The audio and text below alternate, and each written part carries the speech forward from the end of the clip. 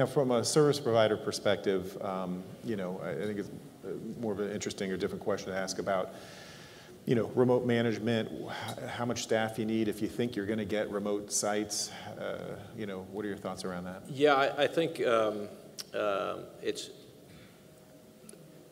a great question, both from the service provider perspective as well as from the user perspective, because the world, much like computing changed a few decades back from centralized to distributed environment, it's kind of the same problem.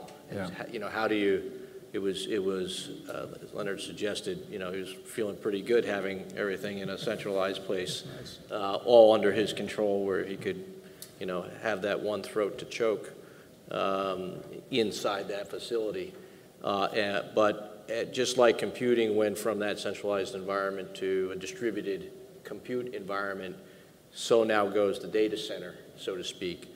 And it's going from, you know, a big monolithic centralized data center where most of the time you have the resources you need to address issues, to now this globally distributed portfolio and amalgamation that enterprises as well as service providers are going to have to figure out how to manage.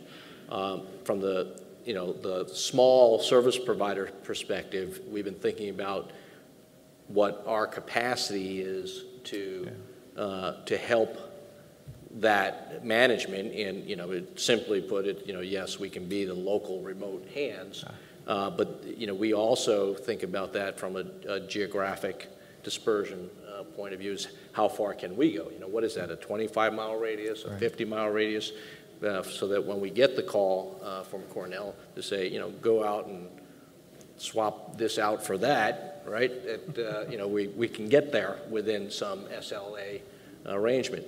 So we think what's going to happen is there may or may not be further consolidation of this distributed world out there. Most likely will be consolidation.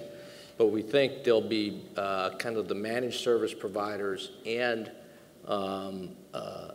the edge data center service providers that are more local and more distributed, more autonomous, will come together in some form of affiliations and organizations that, if you think about the old broadcast networks, the CBS affiliates, the ABC affiliates, and because the only way a buyer like Cornell can buy is, you know, they can't, or Netflix, they can't go out and negotiate a contract with 6,000 data center, edge data centers and 5,000 local service providers. It just would be a, you know, a very difficult thing. So I think there's going to be some new organizing mechanism around the service provider market that, you know, kind of forces us all into someone can buy a national or even a global contract to help pull all that together.